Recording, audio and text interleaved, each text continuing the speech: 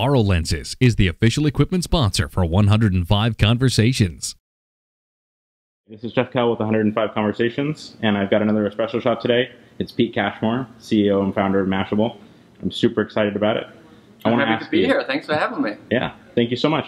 I want to ask you, if you could solve education in 3 steps, how would you do it? Oh, I get 3 steps? 3 steps. Well, I mean, I think education's really exciting right now. I think the encroachment of digital into the school system and into education is really compelling. I think textbooks have to change, right? That's one of the biggest barriers. Very expensive to access knowledge, right? So knowledge needs to come online.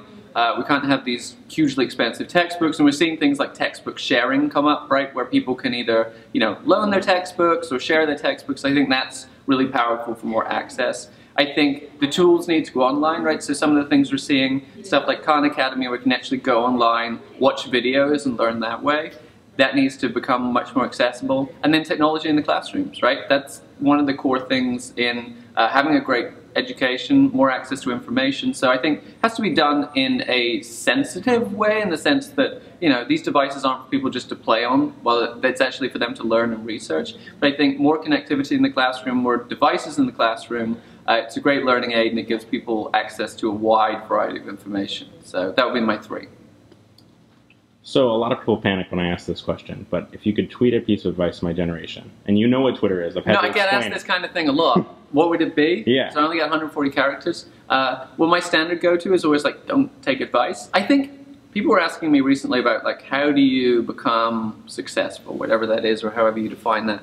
I think really you have to be successful on your own terms, right? So you can't be someone else. So you could look at Steve Jobs or whoever your hero is and say, wow, I wish I had a life like that. But Steve is Steve and you are you. And I think that's really the core message has got to be, you have your own passions, you have your own interests, and you have your own way of working. So, for me, it's like mornings, right? Everyone around me would tell me, you have to get up early. If you're going to be successful, you have to do that. I can't get up in the morning, but I work at night, and I have my own pattern, and I know that when I'm at my best, and I know how to get the most out of the way that I work. So I think you have to be successful on your own terms. You can't try and be someone else or try and live someone else's life. You've got to really, and people always say, if you want to be successful, you've got to pursue your passion, right? You've got to do something that you can do every single day. You can't be way out of your comfort zone every second of the day. So to reduce that down to a tweet, I think it's like, be successful on your own terms. Don't try and be someone else. Mm-hmm. It's interesting, kind of an interesting segue. I've been talking to a lot of different people about, future of tech, future of innovation, future of leadership, and future of education. Mm-hmm. And you're a little different because you started this awesome blog that a lot of people read. I'm starting this little fledgling called 105 Conversations, traversing the world, meeting all these people. And I've looked to a lot of what you've put out there as like, wow, this is where it's going. You're very accessible. And I just find that kind of neat, just as a side note, kind of for viewers. Where's it going? Where's technology going? I mean, in 20 years, let's say a baby's born tomorrow. Mm-hmm. What are they looking at in 20 years? So I think, and I spoke about that a little bit today. I think the next big shift is that screens are changing, right? People have seen in our lifetimes how quickly this has come along, from huge mainframes to PCs to going on to, then we had laptops. Now we have phones and tablets, and the technology generally gets smaller and more ubiquitous over time because it gets cheaper and more affordable. So I think embedded technology is the next 20 years, and the next 5 or so is wearable technology, right? So it's, people think, well, it's just, you're always going to have a phone and that's going to be your way to access the world. Well, there's new things coming along, right? There's Google Glass. You're going to be able to basically be connected through your glasses, access information, ask it for, whether it's search or taking photos or taking video on your glasses. You're going to have watches. So thinking about tiny screens, and then there's going to be screens everywhere. A window can be a screen. We saw in that Corning video, they have things like, your car windows can be a screen. So if you're on a long journey, your kids can, play games on the window, or anything that's a glass surface could essentially become a screen, and technology becomes embedded in everything. We're also going to get flexible screens, which is to say, your personal digital device, whether you call that your phone or something else, could be very small but open up to be very big if it had a screen that was flexible and could be folded up. So I think technology is always on the path of getting smaller and more ubiquitous, but I think it's the access points, the screens are going to become everywhere. It's not, to get on the web I need to open up my phone. There's going to be all kinds of access points to it. So what about crucial innovations? I mean, crucial innovations. Yeah, is there anything that you see that you're just like, oh, batteries? We need to fix batteries because cars in particular, you know, the rise of the electric car, battery, people are very nervous about, well, how long is this going to take to charge? Am I going to make my full trip? Right? And it all comes down to the battery technology being competitive with petrol, or as you guys say, gas. You know, if you're making that decision between putting gas in your car or getting an electric car, we've got to hit the pivot point where it's just a no-brainer to get a battery-powered car. And the same with the electronics, right? As they get more powerful, if the screens get bigger on phones, it's better to have more efficient batteries. And not only more efficient batteries, but batteries that charge faster and hold their charge for a longer period of time, especially as we go to electric power for more stuff. So absolutely, there will be a big breakthrough in battery technology in the next 10 years, and it will change everything.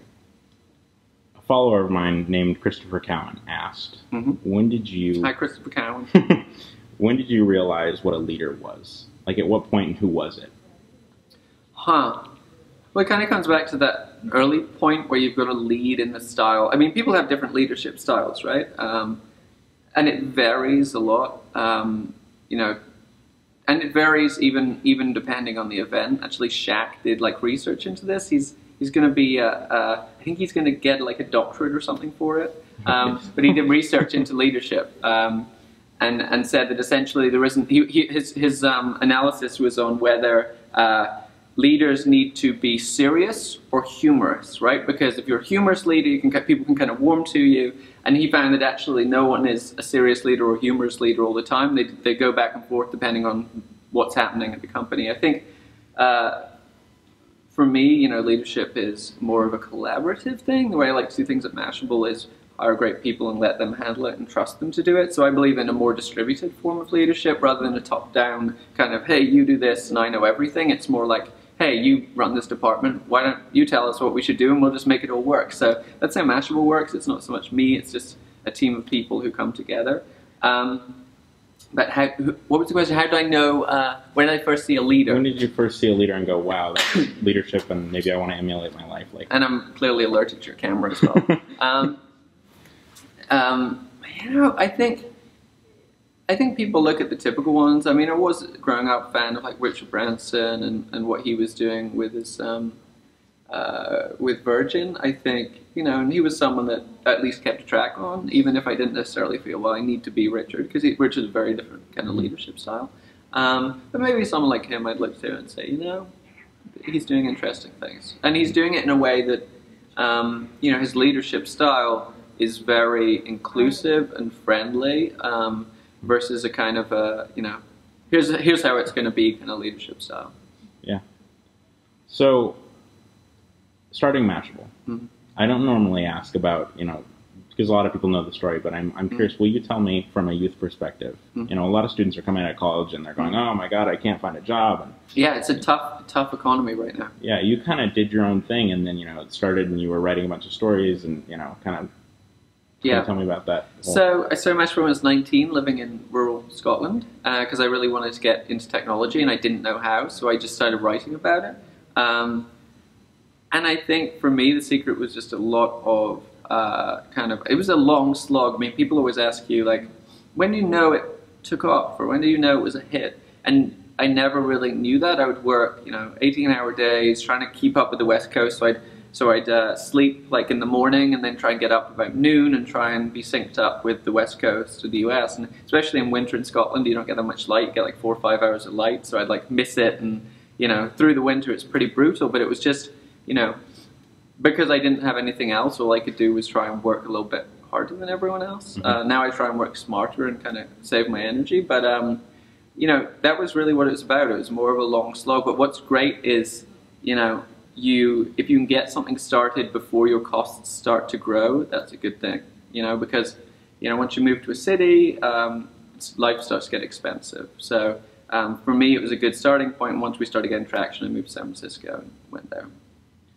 Just from kind of a blogger, an interested blogger's point of view, how did you go about funding and all the excitement of starting a blog? I mean, you know, when somebody goes out and starts a blog and they're getting it going and all that, how did you handle all that stuff? Was it like, hey, I've got this great content and I'm going to put ads on it, or was it, I've got this great content and I'm going to leave it great and no ads on it? So I was very much into the content side for a long while until I finally thought, hey, if I want to scale this up and I want to keep creating great content, I'm going to have to get advertising.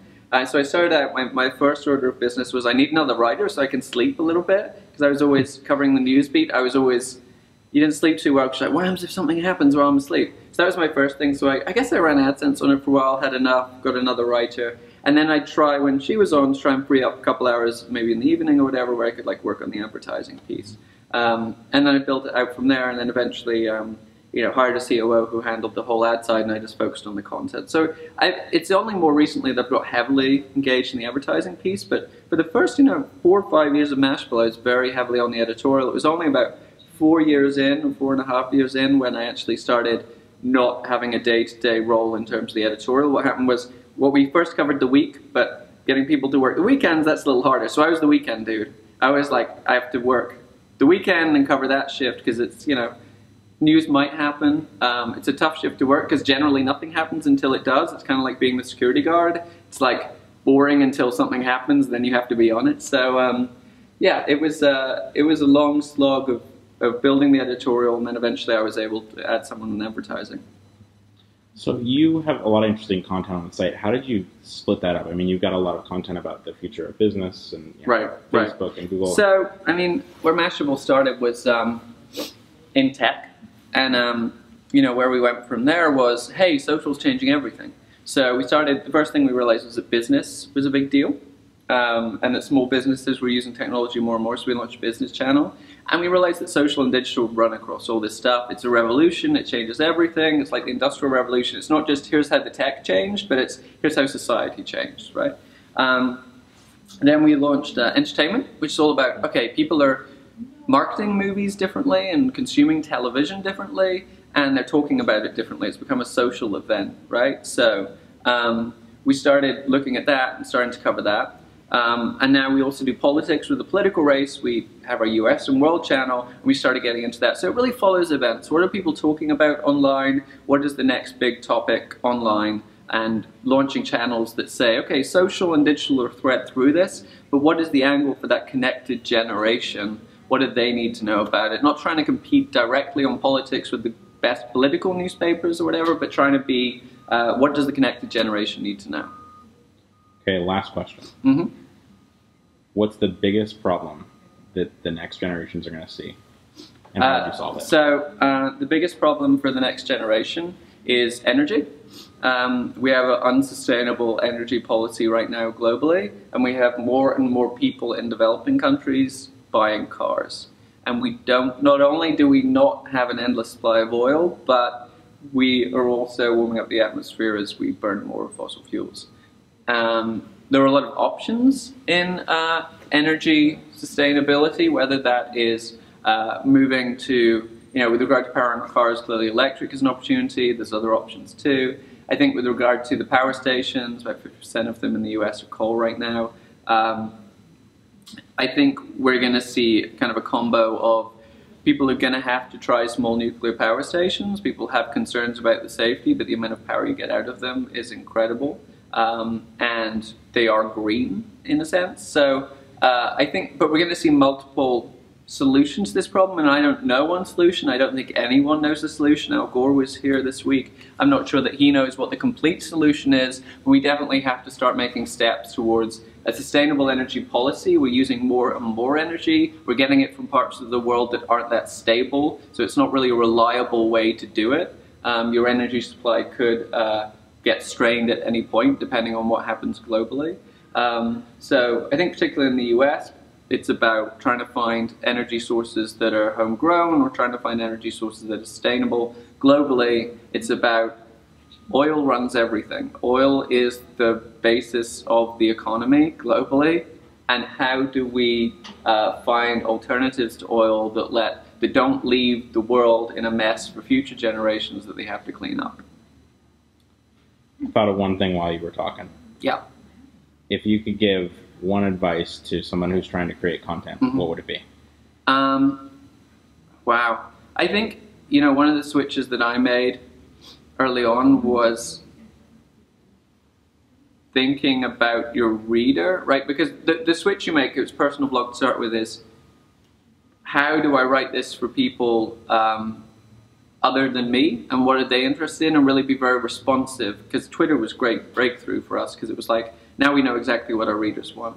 You do have to be very responsive to your readers. There's great ways like social media to figure out what they want.